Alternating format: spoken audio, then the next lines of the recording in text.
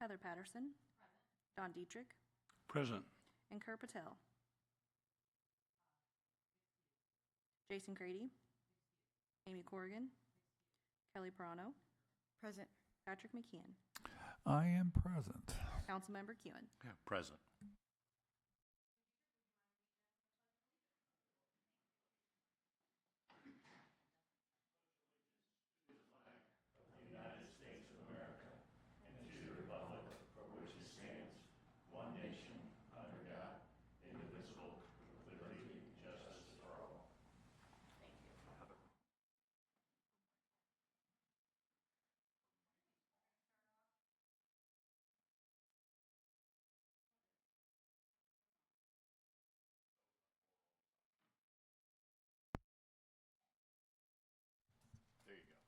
Okay, so we're going to start with the approval of the agenda, and if there's any questions, changes, or additions to this.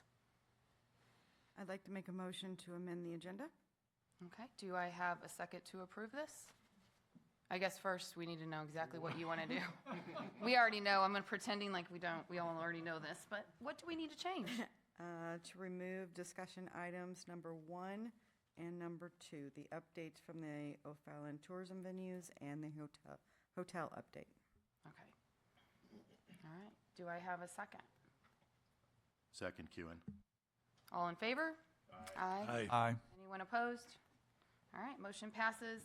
We're now going to move to the approval of the minutes. Are there any changes, questions, or additions that need to be made to that as well? If not, can I get a motion and a second to approve? Motion to approve, Dietrich. Second by Perano. All in favor? Aye. Aye. Anyone opposed? Okay, motion passes. All right, we're going to start off with our updates from the O'Fallon. Nope, we amended that. So we're going to go to number 3, marketing presentation with Kristen. Hello there. Hi. How are you all? Good, thank you. Okay. Let's see if I can remember how to do this. It's been a minute. Okay. I think I have had the pleasure of presenting and meeting all of you at least once or twice before already, so we can breeze through these first couple slides really quickly. But I wanted to come just have a touch base. I've talked to Parks and Rec Advisory Board, the Cultural Arts Commission, and we're now coming to you guys just to give a little bit of a marketing update from the Recreation Department, because you play a massive role in a piece of our puzzle. So a little background, I have been with this city, this is the start of my 5th year now. So in addition to overseeing community engagement, which is all of our marketing and sponsorship efforts, I also supervise 2 lovely ladies who are on our team who oversee all of our rental facilities as well as concessions and parties. Really doesn't touch OCVB at all, but more so just an educational moment so you can kind of see how we all weave together in everything that I do.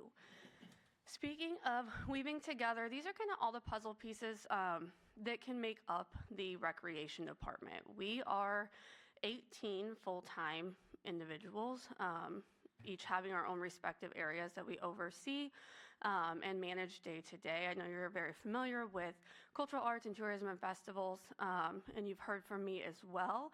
But aquatics, fitness, athletics, senior programming, that is all something that is on my radar because I oversee marketing for the entire department.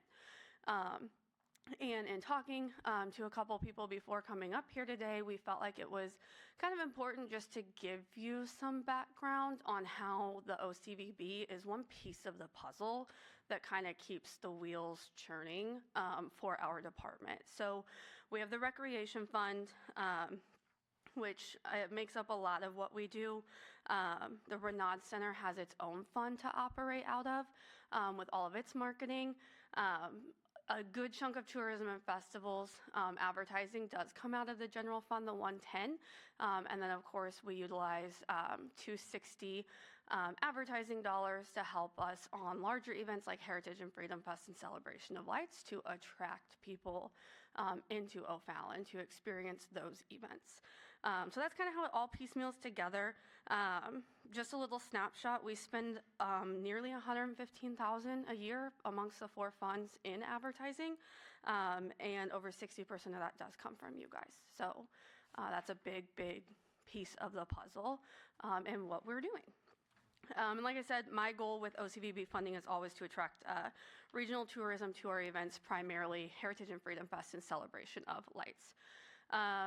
So I'm overseeing 3 different social media pages, really 6 if you take into account that each have a Facebook and an Instagram. So that's a big chunk of what I do.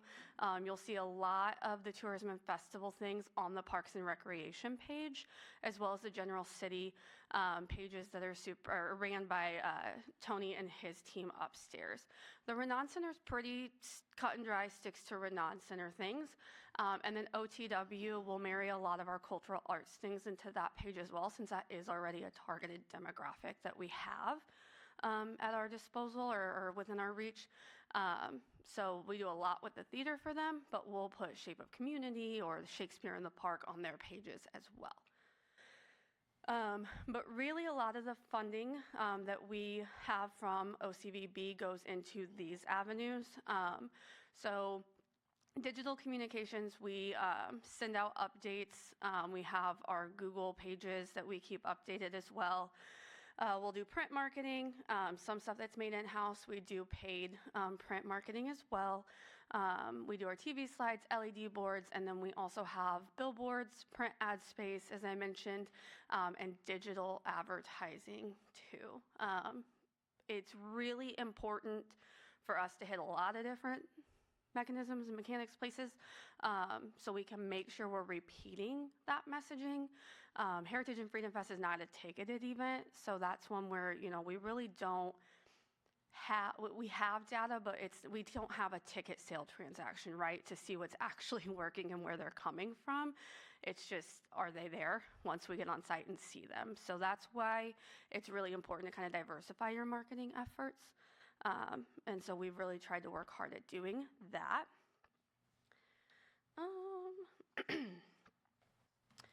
So diving a little bit deeper into our paid marketing, in 2023, oh my gosh, that seems forever ago, and I feel like I just did this yesterday. We decided to extend our advertising into a production called the Columbia Missourian. And as we've actually been doing some of these demos and such, I've been working with Jennifer on the like Placer AI, what are we calling that? Mobile foot traffic, to see how all of that is marrying together. We actually saw that we are getting some attraction from Columbia. So that is one tool to see how all this is paying off, and it is nice to see that we are getting that return because, again, like I said, with Heritage and Freedom Fest, they're not buying tickets. So we unless we stand at all the gates and say, where did you come from? Where did you come from? We really aren't capturing that. And last year we also dove a little bit more into advertising with Missouri Life magazine. We did Healed Home and Fort features, but we also did Celebration of Lights and Heritage and Freedom Fest. There's a little bit more about that on the next slide, but that is a very targeted subscriber-based magazine as well, print and digital, for people who are explicitly looking for local tourism in our state. So that's a very niche kind of pull and reach that we can have. And these are examples of what some of those Missouri Life advertisements look like. The Healed Home piece, as you can see, anything that we do that's sponsored by OCVB, we try to make sure that logo's on there. But that was a print ad that was in their little guide that they put out at the beginning of the year. And that second strip that's a little bit more peachy colored with the little girl on the carousel is an e-blast that went out about Heritage and Freedom Fest. So you can see they have nearly 100,000 readers per issue. And like I said, it is subscriber-based. They have to pay into receiving it. So we know that the people who are getting that magazine want it because they have a vested interest. Is this going to be really loud if I play a video? Let's hope. We also do Fox and KMOV commercials and digital ads as well. I may skip it because I don't want it to be super loud, but we do put together 30-second and 15-second commercial spots to advertise. Again, that means it's going out on YouTube, paid reach. We have our regional news stations as well that are playing these ads. Is that paid advertising? Yes. Yep. So what's next? There's a lot coming up just in 2026, we feel. It's the 100th anniversary of Route 66. We are celebrating 250 years of America. There's a big push for the sports tourism at Aussie that we're looking forward to. And then, of course, leveraging some other tourist attractions going on, within our state. So historic Main Street, St. Charles is huge. We are not going to replicate anything that they're doing, but if people are coming to visit them during the holidays, we absolutely want to make sure they drive the 10 extra minutes to come see Celebration of Lights because it's worth their while. And we also have an influx of people coming to Kansas City this year for some soccer. And with everything going on, that 70 corridor makes it very accessible for them to come over this way if they're not already. So we would like to hopefully expand our reach a little bit more towards the Chicago and Kansas City areas. So what that looks like, it's twofold. There's some paid advertising that we can look at doing. We work with a company called DDI. They do our Highway Cape billboard, but they also do a lot of digital ads with impressions in that video and streaming services, so they can kind of help us get into that Jeff City, I say both Springfield markets. That's kind of the direction we're looking at going to get started. And then social media as well, and just evaluating if there's any other avenues in which we should be exploring our marketing efforts. I feel like I went really fast, so I'm sorry. You're good. Are there any specific questions about anything I covered? Yeah, I just have a question. That with any marketing plan, there's always, assessing it, seeing if it's working. What does that look like on you guys' side of things? Is that something you guys do yearly, and say, does this make sense or this doesn't make sense anymore, or hey, we should send this money over there? How often do you guys go through that and kind of make those adjustments? So it kind of depends on how easily we can get some results and feedback, right? So we can get a lot of click-through rates, see what reach we maybe had with a campaign, but there's some things where we can't necessarily get the ROI on it other than I'll use, so we budgeted the past couple years for a billboard on Highway 40, Highway 40, and or 64, I'm sorry, and there's no way for us to really know how many people are seeing and paying attention to that piece of artwork. The company can tell me how many people are driving past it every day, which is really great, but I can't know, especially in that split second, right? Like, are they able to actually read what they're seeing? And is that really a good investment of our money? So that is one that we've let sit and we've used for a couple of years as we have tested waters in other places, that we're actually considering maybe reallocating those funds this year to try something else. But to kind of bring that full circle and come back and answer your question, sometimes you have to give it a couple years and sometimes within a year. So I would really like to, like I said, maybe look at that money that we have for that, look at splitting it into a couple of new opportunities for the next 2 or 3 years, especially as we're folding in some of that data that we're hoping to get from the mobile foot traffic companies, to see if maybe that's a better investment for us. Yeah, those are tough. And they're rotating, right? They're not static. Yes. Yeah, those are tough. Yep. Which is nice when they're digital because Exactly. you can update them all the time. Right, but the there's a lot going on. impressions, and that's the thing. It's hard to track all of that. I get it. So I'm just curious. Thank you. Kristen, if we said, here's this $20,000, how would you advise us to best invest that money? Yeah. So I've met with our reps who we get to work with every year over the last couple of weeks. And there's 2 ideas. Reps from? From advertising companies. So we do have really great relationships with a couple of them. And again, their whole job is to try to make sure that we're seeing the results that we want to see.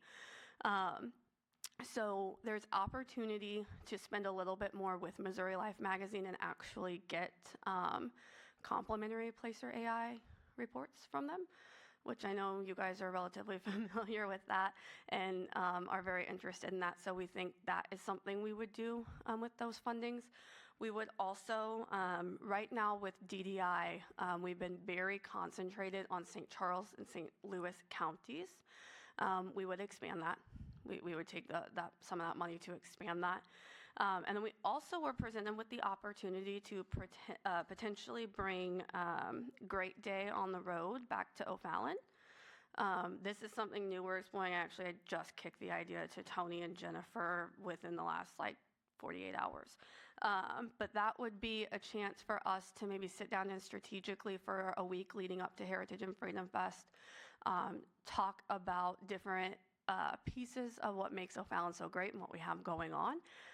So we could do a spotlighted feature on the new turfed fields at Ozzie and what that's going to bring, leading into the impact and emphasis that we have put on the Hill Home and the fort and the placards that they were awarded last year in Fort Zumwalt Park, all leading up to a live show on festival grounds the Thursday before Heritage and Freedom Fest, which is still, it's the second night of the festival and the day before both concerts. So anybody that didn't have any plans or had not made up their mind on what to do, we could hopefully persuade them to come. And that'll kind of help us with that St. Louis County and a little bit beyond reach. So those are two of the ideas we're looking at exploring. Is Grace Day, is that a paid situation thingy? It is a paid situation, and so it would be, what they would do is they would work with us to build 4 packages that would be shared throughout the week, and then they would come do a live show on site with up to 5 interviews. So again, it's paid. We're kind of toying with the idea right now, but there would be opportunity maybe if we had some major sponsors for Heritage and Freedom Fest that they could, part of their cost in their sponsorship could be some coverage in that. Trying to get creative to where maybe we don't have to do it is a pricier package than anything we normally do, but we know we have a lot of unique things going on this year that are worth showcasing. So it's just an idea we're floating. One last comment, then. The dollars that we are investing from OCVB into this marketing effort, from our perspective, need to be very much external focused out, drawing people in from outside the region.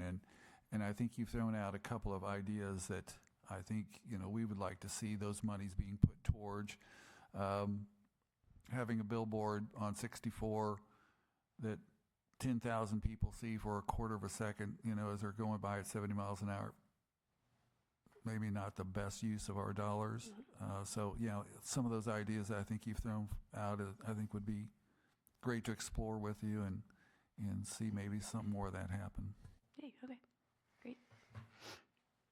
Just a few comments on this. I just wanted to know, the goal of this is to promote overnight stays. That's where this money comes from. So I just wanted to see if there's a way that you guys, and you do with the logo, but to make sure that when we're going beyond our borders, like to Kansas City or Chicago or whatever, that we have a link to our hotels. And Okay. I don't know exactly how we can do that, but I think it's important if they're going to look to do something, that we find an easy link that, hey, these are the closest hotels within O'Fallon that you can stay at. Yeah. If you're going to go to the soccer game on whatever day, the day before, day after, you can swing by and stay with us for a night and do something. And even like the wedding venues, when I was looking at that, I was like, if you have people coming in from out of state, do we have an easy link that says, here's the closest, hotels and motels for you to stay at if you book something like this? Yeah, no, that's a great idea. And I think our team can work with Tony's team to explore possible ideas for making that easy and not hidden. We have all this computer stuff. Is there a button we can push that says, here's O'Fallon's, and this is how far away it is from all these different attractions, so. Yeah. And to kind of, sorry, Kelly. And to piggyback on that, I think I think if you were to reach out to the hotels there could actually be an incentive there too, to where they might put something like a discount or something like that too, to get that call to action from the hotels too, of adding that link, but seeing what kind of offer they can give you, you know, and maybe the people get a discount. I did have another question though, the leveraging of the other tourist attractions, just out of curiosity, just like Main Street St. Charles, what does that look like if you guys were to go in there and do that? What do you do to promote those people to come here? Yeah, so really, one big thing is just seeing where are they trying to get, you know, who are they trying to attract? Where are they seeing success? I am in the Vision Leadership Program this year, actually, and so we had Tourism Day to start the whole thing, and we got to hear from the Main Street St. Charles group, and they talked about how, I believe they said Chicago, Kansas City, Oklahoma City, and Dallas was where their placer was showing them the best results. So that is kind of great knowledge, I think, for us to keep in our back pocket. And continuing to build those relationships and have those conversations, right? Like I said, we don't have, you know, Christmas traditions and all the shops. We're not trying to recreate that wheel, but we just want them to maybe come experience this while they're making a weekend of being in St. Charles County. So just trying to see, what are you doing? And then if we know that there's going to be maybe that ad in this issue of this magazine, we put one there too. That is also something our digital people can help us with, as far as like the audience demographic, what they like, where they're going, what their plans are. I know it's really creepy, but all of that is available for these people to drill down and help us advertise better. So those are just some of the ideas. And then again, of course, if there's opportunity, you know, they make a booklet that they hand out to everybody. Is it worth us buying paid space in that booklet, since that's going in the hands of all of those individuals walking up and down Main Street? So I think those are just some of the ideas that are spinning. Because I think they have that like tourism center down there. I bet you, if you guys don't already, I'm sure you can put things there, I would assume. So. Yeah, we kind of got away from some of the, I'll call it old school for the sake of just calling it something here, but like rat cards and brochures and stuff. We kind of got away from that. But I think people are liking that again, where they can pick something up tangibly and hold it. So adding that back into our mix is Smack on a the QR radar. code on there and call it a day, right? Exactly. Buy that ticket. That's right. Everybody likes those QR codes now, you know, take you places. So, well, thank you. I appreciate it. Does anybody else have any questions for Kristen? Hey, awesome. Thank you. Thank you. Appreciate it. All right, our next up is Siam with the National Wiffle League Association Tournament Sponsorship. Hi, everybody. Hello, welcome. Good to see you again. Good to see you too. I know we're here kind of just to talk about what you all maybe talked about since our last meeting, and maybe get this finalized and get go for there. But here to answer any questions that you might still need to. All right, thank you. Yes, and Sam, definitely appreciate you being here. For Councilman Kuhn, who is new to the OCVB, would you mind just talking a little bit about the tournament and what you're planning on in August? Absolutely. Our national tournament's going into our 15th year, and it's been in places all across the United States. We've had it hosted in New York, Pennsylvania, Ohio. We've gone up to Minnesota, and this is the kind of the farthest west that it's made so far. It's the first time we've ever hosted it in St. Louis, got the bid to host it for the 15th anniversary. We have already secured the O'Fallon Hoot Stadium at CarShield for the tournament, and some exciting updates for you as well. We've already been in contact with hotels, so we have those partnerships with the hotels already created. I even booked one for my family already, so you know we're already starting to kind of get those booked and things too. Not only just for the people coming from outside of our region, but also locally too. You know, I live in Baldwin, so instead of going back and forth, it's obviously we're going to need a hotel too close by since we're helping host. So we're going to hopefully fill all those up. We're going to make sure we're getting those ready to go. We also have just registered our 20th team, which is the largest the tournament's been in since 2021. And we fully believe it's going to be up to 24, which is going to be our max based off of field, the amount of space on the field, and which will be the largest in the history of the tournament. So super excited that the interest is there to come to the region, to come to St. Louis, kind of the center of the United States for all of these places to come in. And obviously it's really easy to fly into St. Louis and come right down 70 to here in O'Fallon. So we're super excited with the direction that it's going so far, and we're hoping to have a great competition here in O'Fallon. Thank you. So to bring Councilman Kuhn up to speed a little bit, we were approached about the possibility of being a presenting sponsor. Yes. I think that's the official title, to this potential tournament here, not potential tournament, this tournament here in O'Fallon. And Sam has been working very hard to make all those arrangements. We had a very good meeting with Sam about a month ago and kind of worked through some of the details on this with the promise that I was going to get my act together and actually come up with an official document for us to sign. I have been a total failure on that case and throw myself on the mercy of the court to that needs to get done. But I would like to propose, based upon Sam's work and his connection with the hotels, to go ahead and propose that we, as a OCVB council, to vote and approve the to be a presenting sponsorship for $4,000 with the National Wiffle Ball League, or Wiffle League, not Wiffle Ball, Wiffle League. Works either way. And then with the idea that we will have a signed agreement in terms of some of those details, advertising opportunities, hotels, et cetera. So Yeah. that's I promise that I will perform. Does anybody have any questions? I just have a couple questions.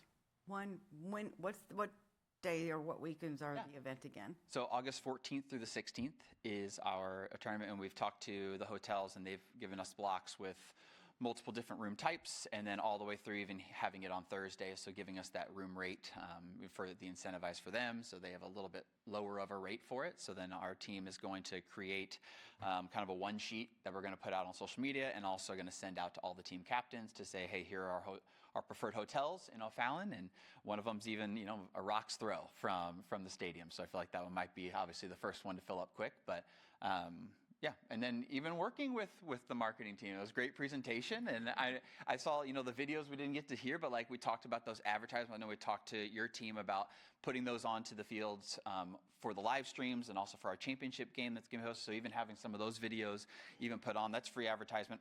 It's part of the sponsorship and the partnership too that we'll create there. So there's those opportunities, and it's close to the Aussie complex as well. So definitely work with marketing as well and see if we can work something out there too.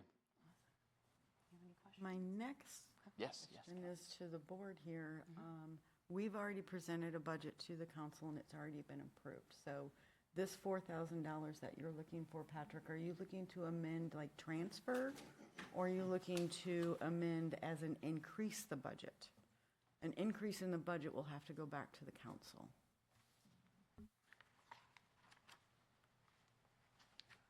You pose a very good question.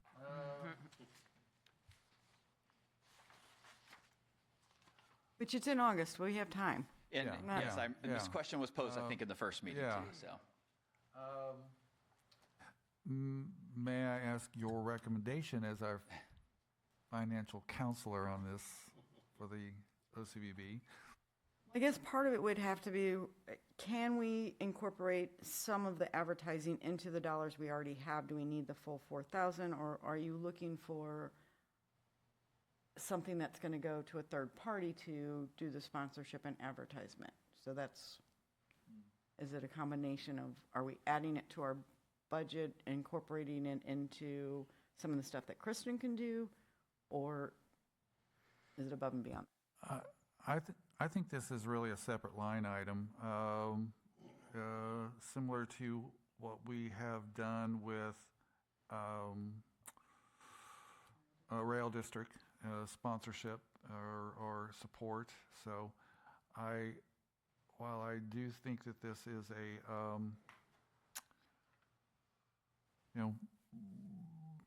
probably should have been somehow included in the budget, although we were well into the budget process before we came across this opportunity. But may I ask a question? There's appears to be $10,000 for sports tourism partnership program. Oh, I do remember what that was. That was that was my idea. That was the hotel shuttle program that we set aside. So at this point in time, I would say that we could pull that money at this point out of that line item.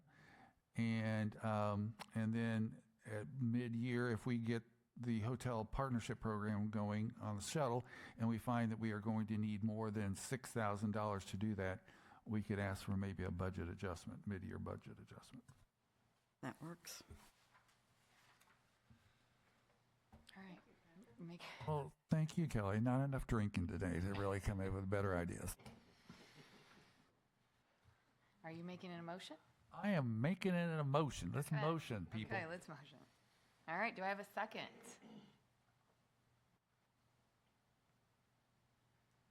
Died a quiet death.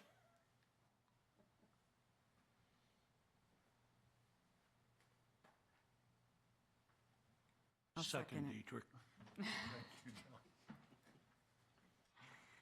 Are all in favor? Aye. Aye. Anyone opposed? All right, motion passes. Amazing. Well, we thank you all so much for this opportunity to partner with you all, and super excited to kind of work with your team on the logo end so we can make sure we put out that our new logo that will include yours. I know you all were still deciding between the OCVB logo or if it was just going to be the City of O'Fallon logo. So once we'll get in touch with all of that and keep going on this marketing train until August. Thank you very much, Sam. Thank you so Appreciate much. it. Of course. Thank you so much. I will definitely be in touch. Absolutely. Thank you so much. Thank you. All right, next line item is our tourism and festivals update. Jennifer's up.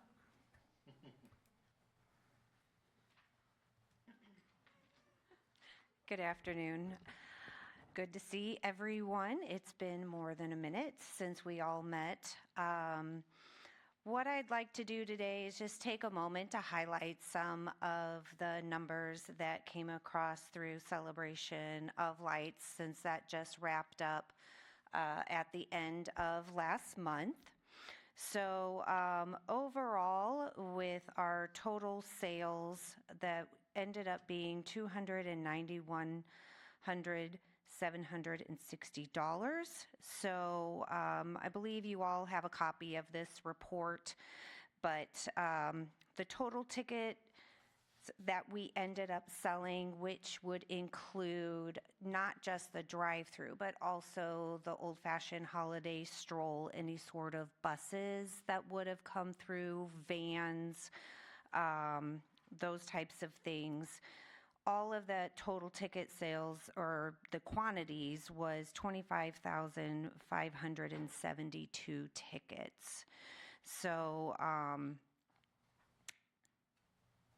out of all of those, we had a total of 22,728 tickets scanned. So what that is meaning is a little over 2,800 of the tickets that were purchased for the event were not scanned or not used, is what that is meaning. Outside of, our traditional drive-through, we do have some specialty rides that we also offer to those who want to come and experience Celebration of Lights. One is our train. We have 2 different days that we run the train. We run that 4 different time slots, and it's on Mondays. We do need to make sure that on those days that there is not vehicle traffic, because the train is slower and requires a little bit more space when going up hills versus trying to stall out before it starts going up. So those always sell out. They start those in August, and usually by the middle of September, it's completely sold out. So we made 1,275 on the train rides. The trolleys this year, we brought in 14,486. That is after the partnership payout that we have with the trolley company. And then our sleigh hay rides, which is a tractor-pulled hay wagon that's decorated with lights, that runs Monday through Thursdays for a majority of the weeks. That ended up being $7,815. And our total sponsorship brought in for the season was $18,750. So just wanted to kind of bring you up to speed on where we ended, since it has been a few months since we last met together. Moving forward into some new business, I'm going to hold off and have Dana go ahead and kind of talk about some of the other pieces of the report that's been submitted, since it's more related to cultural arts. We are moving forward in our renovation plans as far as where we are in the process. We have completed the master plan, and we're working with administration on that. However, it is going to have to go to council, and that'll probably be presented to council in the next couple of weeks to see where that approval process is and continuing to move forward. So I have a little bit to share that we are actually, we're moving, but not a whole lot to share as to what all of those details are until we get through council and being able to get any sort of approval and review on that. So with that, I would be happy to answer any questions. Patrick? Jennifer, in terms of celebration of lights, are we near capacity in terms of our ability to accommodate additional guests? I mean, where are we on a capacity standpoint of celebration of lights? I mean, really, it's more so, I want to say we probably scan an average of 250 cars an hour, and that's with 4 people scanning to get them in and to go around. As far as capacity goes, I mean, if you want to take that number for each night and divide that over 3 different hours, that 6 to 7 is always the absolute highest number of people coming in, that very first hour. The second hour is, maybe closer to like a 2:35, and these are all on like perfect storm nights. And then the very last one is the one that will really start dropping off, where you're maybe at 100 or 150.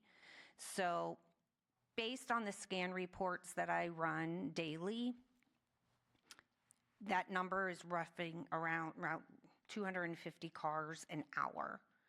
But it's up to people to decide when they're going to come. These are open-ended tickets, so that means that they could use them at any time on any date that they would like to come, from when we're open the day after Thanksgiving through the 30th of December. Of course, blackout dates are within there, but that's basically what I'm seeing.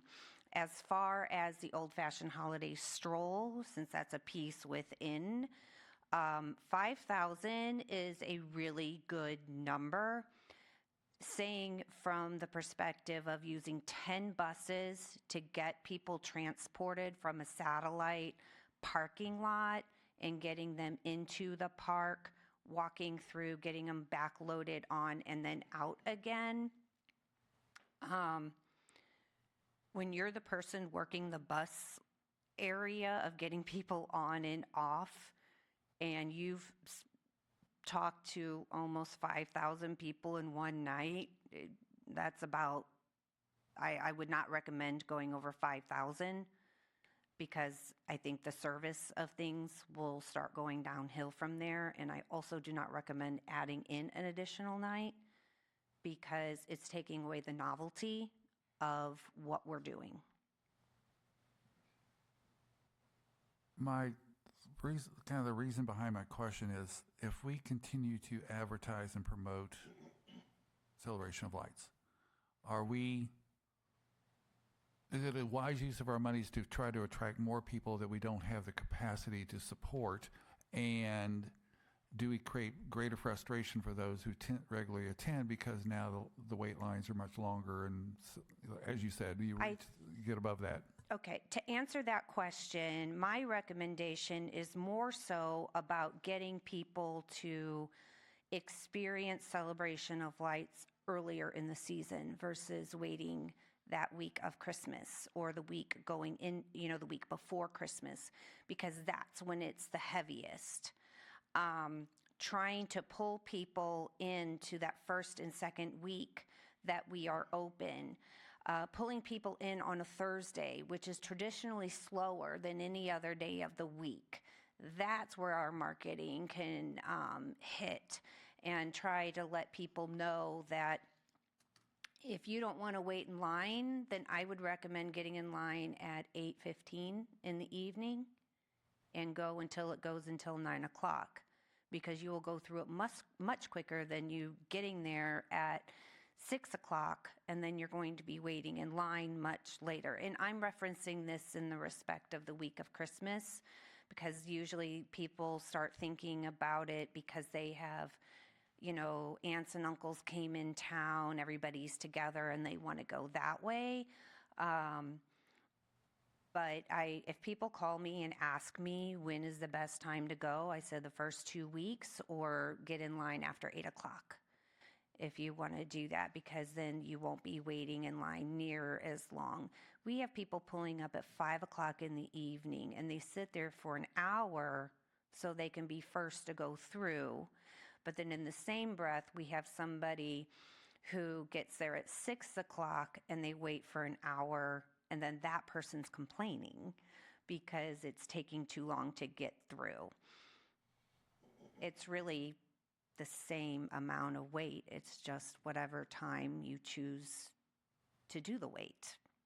So our messaging needs to be more sophisticated in terms of trying to encourage people to spread out or fill those time slots versus a blanket, just invite, come to see Celebration Right. of Lights. So part of me, as we're just sitting here talking, my brain's already going, and it's maybe something that's put on our website or through socials, talking about like the little graphs of heaviest times. You usually see that when you're looking up like a restaurant or something like that. So maybe it's something like that is put somewhere. That's a Kristen thing, to be able to figure out how that messaging might prompt people. People love pictures. So if they see that, they're like, oh, well, let's go at this time. Let's go eat dinner first. And then let's go have a late dinner at 7 o'clock. And then once we're done, then we'll go through after we're finished around 8:15, and we've got until 9 o'clock, and we're good to go. Or a Thursday special kind of a thing or something like that. Yeah, so that's something I've actually thought of, and Kristen and I spoke about this related to our trolleys, because trolleys are like the airplanes. No matter how many people are on them, it's still going to go. If you still have open seats, that's just, potential that's lost. But if there's 10 people on the trolley, but it holds 30, that trolley's still running with 10 people. But I need 20 more people to fill that trolley on a Thursday. So we talked about maybe running a Thursday special for trolleys to get more people in on that. However, we couldn't change the pricing because that was part of an RFP and a contract with a negotiated rate. So I can't imagine that third-party company would be opposed to doing something like that, because that's also going to go back to them as well. Yeah, I would not say hate.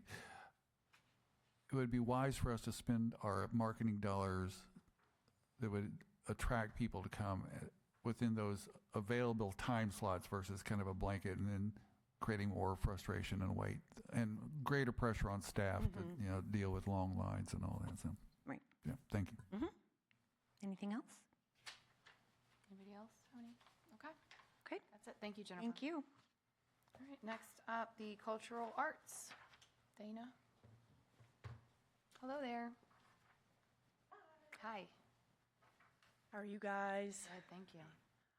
I am just under 6 months of service here at O'Fallon, so if I have not met you yet, I'm just going to introduce myself one more time. My name is Dana Degnan.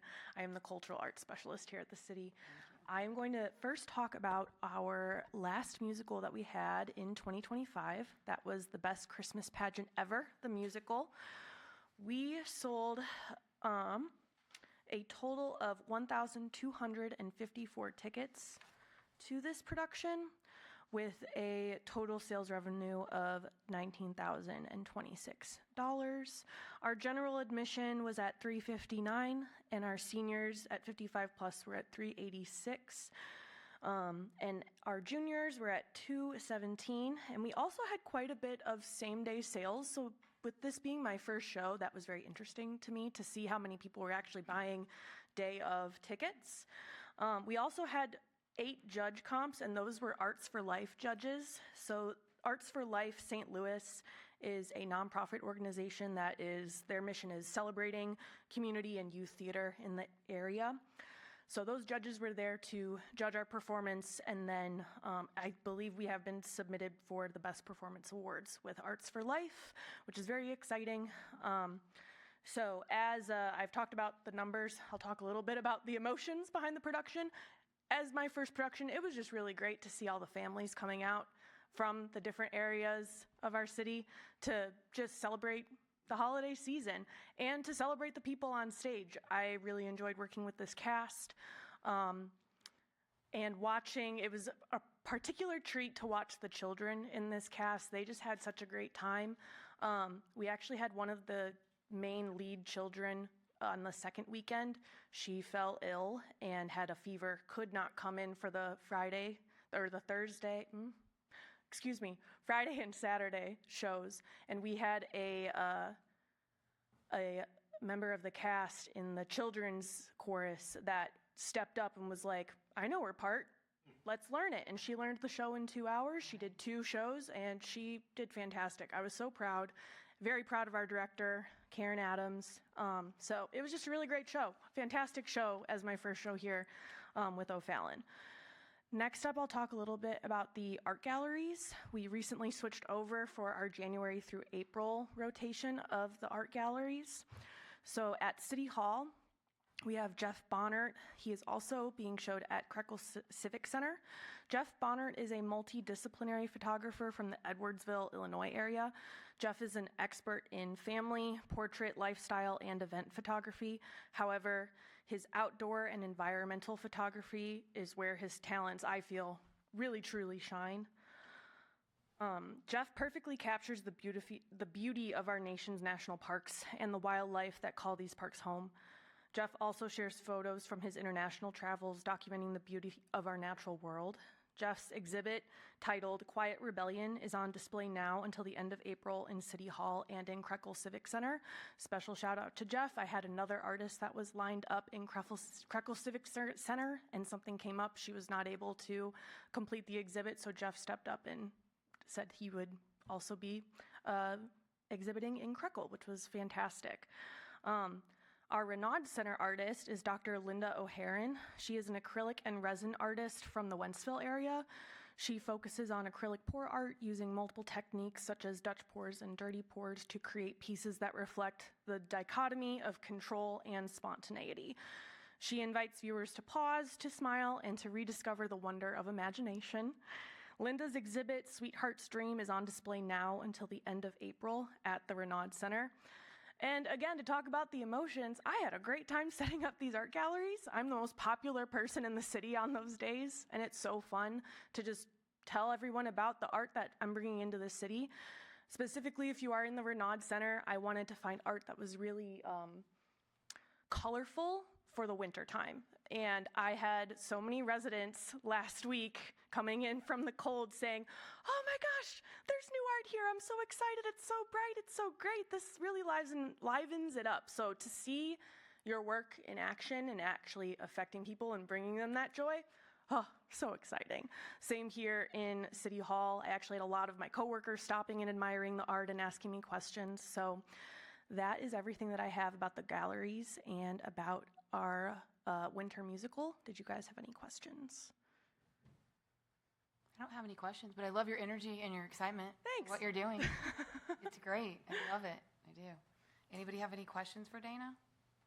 Just one question. Yes. With the theater, Yes. with the renovations, we're not having a spring one?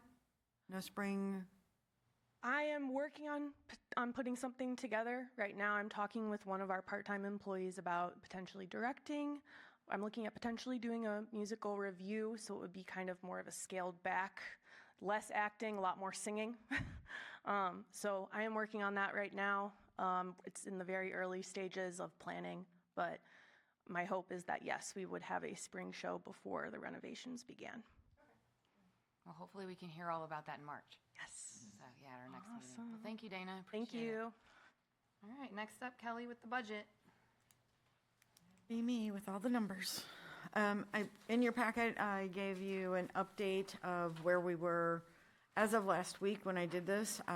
Since then, we have received additional revenues, so they've gone up. We will be meeting our projected goals of the 835,000. That won't be a problem. As far as expenses go, I didn't see where we've exceeded any of them. So we're on target there. The only thing I did notice, and just a heads up, is that with the renovations for the theater and some of the other, like the veterans parking lot, these were not, a purchase order was not issued in 2025 to my knowledge. So we will probably have to do a mid-year budget amendment to roll these funds over to 2026. So if you can kind of see on the bottom of the paper, the column for 2026, it's all blank for the equipment and all those expenses. So some of the ones that haven't been spent in the year-to-date columns will probably need to be adjusted over. So that I will work with Jennifer to prepare that mid-year budget amendment. Okay. Any questions? No? All right. Thank you, Kelly.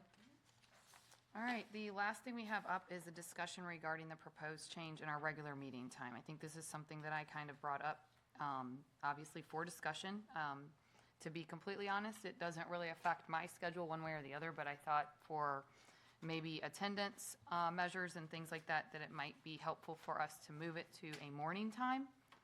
I don't know that that would make a difference, but I'm getting the impression that it might with some of our commission members. My thought was, after kind of asking, I think, Tony about this as well, was availability of maybe having a meeting around 9 o'clock in the morning.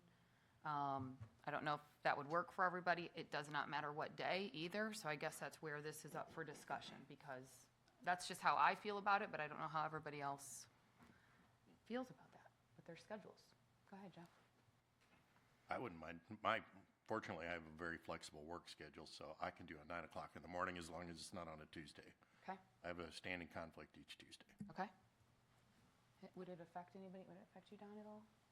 Not really. I'm available anytime. Okay, thank you. That's kind of how I am too. I can make the adjustment with my schedule. I really don't know from here what we would need to do. Is that something that I would need to get approved, Patrick, or do you know?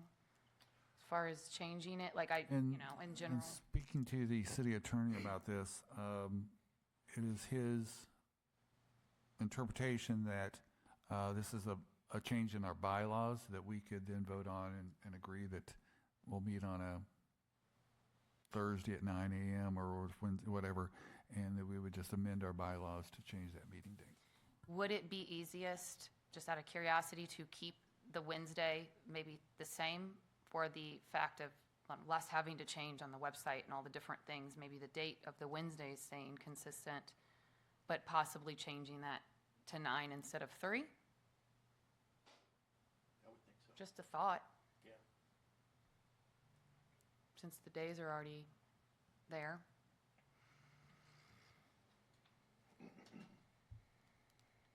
Have we sent an email or discussed to the people who weren't able to make it? And find out why? I mean, because I know one of the reasons that one of them can't make it is due to travel. Right, They're not here by 3 o'clock, they're definitely not here by 9 o'clock. exactly. And then So yeah. that's a date problem, but I don't know if that's all the time or if it just happens to be a Tuesday, Wednesday travel. Would Thursday now be better? I don't know. I mean, I don't get that impression, but yeah. But the thought was more of the hospitality side of it. I was getting the impression that perhaps more afternoons were a little busier for them as a business owner, and that the mornings would be a little bit slower for some of them, like restaurant owners, for instance. That sort of industry. Or, right. And then Jason Crady, too. Jason was one with his kids at 3 o'clock is terrible for school time to pick up children. Once again, he's in an industry with the cannabis industry that it doesn't really get going until later. It's not really a morning thing either. It could be.